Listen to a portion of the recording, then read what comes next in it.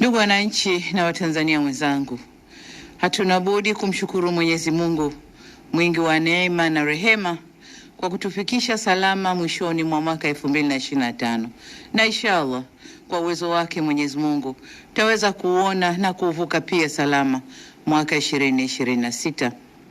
Katika mwaka huu tunaomalizia, tumeondokewa na ndugu jamaa na marafiki zetu ambao wametangulia mbele ya haki. Tuendelee kuwaombea rehema za Mwenyezi Mungu ili roho zao zipumzike kwa amani. Aidha, kwa Watanzania wenzetu ambao wanaopokea mwaka mpya wakiwa na changamoto za kiafya na shida mbalimbali, tuelekeze dua na sala zetu kwa Mwenyezi Mungu, tuombe taafifu ili tujaliwe wepesi wa shida zote.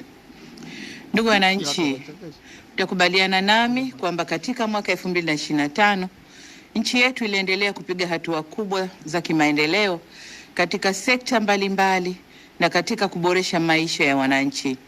Shughuli za kimaendeleo zilizofanyika katika maeneo yenu mnazifahamu vizuri.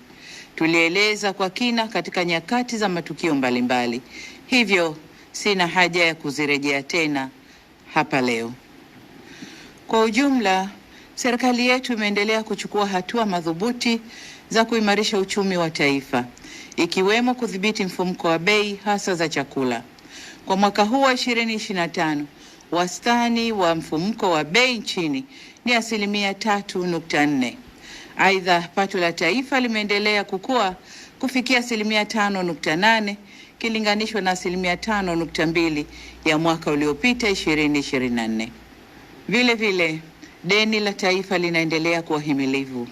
Serikali inaendelea na mipango ya kulipa kwa haraka mikopo ya zamani yenye riba kubwa na kurefusha muda wa kulipa mikopo, hatua itakayosaidia kupunguza kiasi cha riba iliyokuwa ikilipwa na kutoa ahueni kwa serikali katika kulipa mikopo hiyo. Ukuaji wa uchumi nchini umetokana na uwekezaji wa serikali katika miradi ya kimkakati ya miundombinu pamoja na mchango mkubwa wa sekta za madini, kilimo, ujenzi na sekta ya fedha na huduma ikiwemo utalii. Aidha, akiba za